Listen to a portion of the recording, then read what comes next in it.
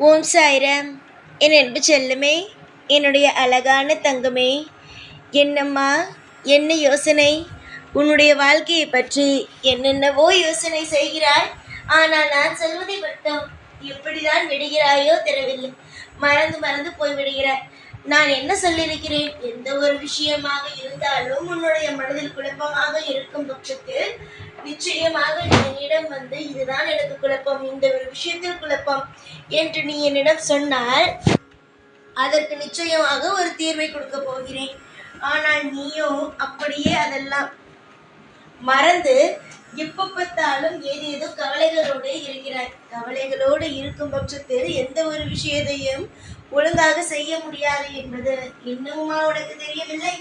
இந்த அளவு வயதாகிவிட்டது. இன்னொருவருக்கு நீ சொல்ல வேண்டும், கவலைப்படாதே, கவலையோடு எந்த ஒரு விஷயத்தையும் செய்யாதே, செய்தால் அது நல்ல முறையில் இருக்காது, உன்னால் எந்த ஒரு விதத்திலும் ஜெயிக்க முடியாது என்பதை நீ சொல்ல வேண்டும். ஆனால் நீயே கவலைப்பட்டு கொண்டு இருந்தால் உன்னை சுற்றி இருப்பவர்களுக்கு வேறு யார் ஆறுதல் சொல்வாய்? சில பேர் உன்னிடம் தேடி வருவார்கள், உன்னிடம் பேசினால்தான் ஆறுதலாக இருக்கிறது என்று. ஆனால் நீயே இந்த மாதிரியாக மன உளைச்சலில் இருக்கும் பொழுது மற்றவர்களுக்கு ஆறுதல் சொல்ல முடியுமா? சரி விடு, இதுவரைக்கும் நீ செய்தது அனைத்தையும் விடு. மனதளவில் எல்லா விஷயத்திலேயும் போட்டு போட்டு குழப்பிக்கொள்கிறாய். குழப்பிக்கொள்ள வேண்டிய அவசியம் எதற்கு? ஒன்றுமே கிடையாது. குழப்பிக்கொள்ளவே கொள்ளாதே. யார் எது சொன்னாலும் ஒரே ஒரு விஷயத்தை மட்டும் மனதில் வைத்துக்கொள். எல்லாவற்றுக்கும் ஒரு அமைதி உண்டு. அதாவது சொல்ல போனால் என்ன தெரியுமா தங்கமே, நீதான் முடிவு செய்ய வேண்டும் ஒவ்வொரு விஷயத்தையுமே. இப்படி இருந்தால் இப்படி நடக்கும், இந்த ஒரு விஷயத்தை நாம் யோசித்து செய்தால் இந்த விஷயம் நடக்கும் என்று. ஆனால் நீயோ அப்படியே மறந்து மற்றவருடைய கையில் அல்லவா உன்னுடைய வாழ்க்கையை ஒப்படைக்கிறாய். இது எந்த விதத்தில் நியாயம்? இது எந்த விதத்தில் நல்லது என்று நீ நினைக்கிறாய்? உன்னுடைய வாழ்க்கையில் நீ எடுக்கும் முடிவு மட்டும்தான் நல்லதே தவிர மற்றவர்கள் எடுக்கும் முடிவு நல்லது கிடையாது. நானும் உனக்கு பல முறை சொல்லிவிட்டேன், நீயாக முடிவெடு, அதுதான் உனக்கு நல்லது என்று. ஆனால் நீயோ அது எதையும் கேட்பதாக எனக்கு தெரியவில்லை. வாழ்க்கையில் சிலர் உனக்கு துரோகம் செய்ய நினைக்கிறார்கள். ஆனால் அதற்கு நீயே வழிவிடுவது எந்த விதத்தில் நியாயம்? அம்மா, உன்னுடைய வாழ்வில் நீ ஏற்கனவே எடுத்த முடிவுகள் எல்லாம் தவறாகிவிட்டது என்பதை நான் அறிவேன். ஆனால் இதற்கு மேலும் நீ எடுக்கும் முடிவுகள் தவறாகும் என்பதில் எனக்கு எந்த ஒரு விஷயத்தையும் பற்றி யோசிக்காதே. முதலில் உன்னை விட்டு ஒரு நபர் விலகுகிறாரா, இல்லை ஒரு நபர் உன்னுடைய வாழ்க்கையில் புதிதாக வருகிறாரா, எதையுமே நினைக்காதே. யாராக இருந்தாலும் வரட்டும், யாராக இருந்தாலும் போகட்டும். வருவதையும் தடுக்க முடியாது, போவதையும் தடுக்க முடியாது. எதுவாக இருந்தாலும் பார்த்து கொள்ளலாம்.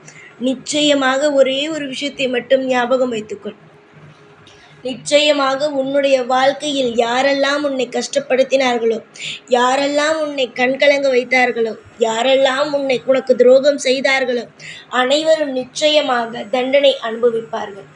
எக்காரணம் கொண்டும் உன்னுடைய வாழ்க்கையை உன்னிடம் இருந்து பிரிப்பதற்காக வந்தார்களோ, இல்லை உன்னுடைய வாழ்க்கையில் உன்னை நம்ப வைத்து துரோகம் செய்யலாம் என்று நினைப்போடு வந்தார்களோ, யாராக இருந்தாலும் நான் விடமாட்டேன்.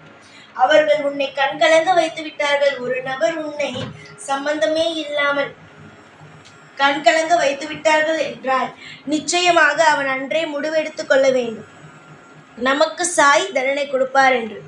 என்னுடைய பிள்ளையை நான் கண்கலங்காமல் ஒவ்வொரு நாளும் பார்த்து பார்த்து வைத்திருக்கிறேன்.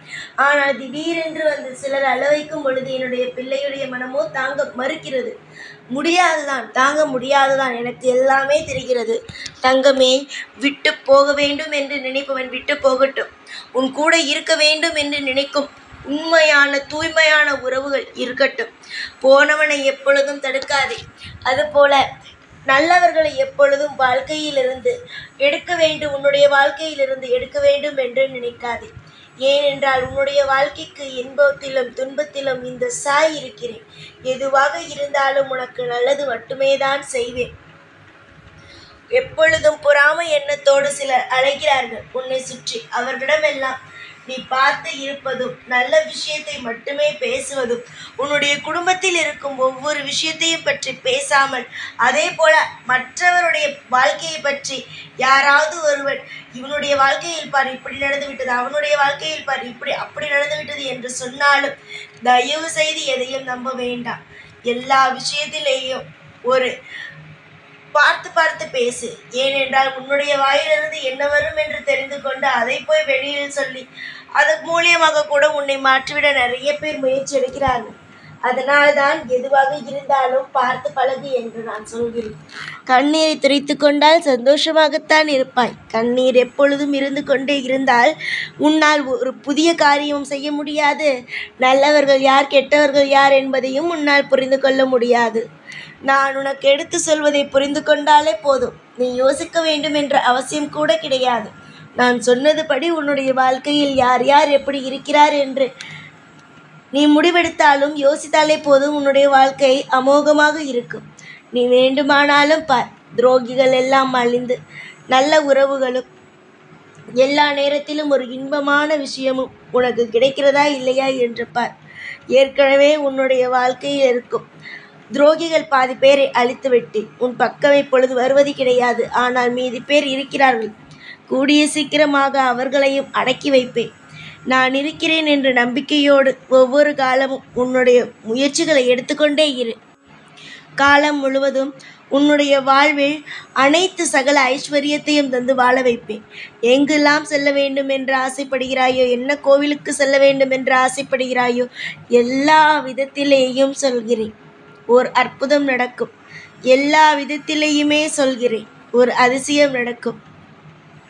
காலம் நிச்சயமாகவே உனக்கான அனைத்து விதத்திலும் அற்புதத்தை செய்யும்.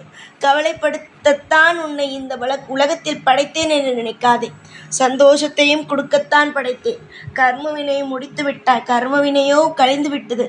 இனிமேல் சந்தோஷமான ஒரு வாழ்க்கையோ பார்க்க வேண்டிய நாள் வந்துவிட்டது. இனிமேல் உன்னுடைய வாழ்க்கைக்கு சந்தோஷத்திற்கு எந்த ஒரு முடிவுமே கிடையாது. கஷ்டத்திற்கான முடிவை போட்டுவிட்டேன். இனி சந்தோஷத்திற்கான துவக்கங்கள்.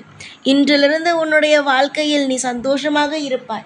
யார் எது பேசினாலும் காதில் வாங்கி கொள்ளாமல் நீயாக இருந்தால் போதும். இந்த சாய் எல்லா நாளும் உனக்கு துணை இருப்பேன். நான் சொன்ன அனைத்து விஷயத்தையும் ஞாபகம் வைத்துக்கொண்டு வாழ்க்கையில் முன்னேறும் வழியை பார்.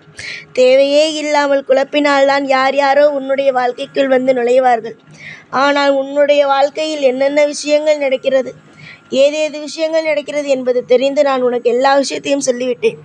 இனிமேல் நீதான் தைரியமாக இருக்க வேண்டும். இனி வரும் நாட்கள் எல்லாம் சுபமே.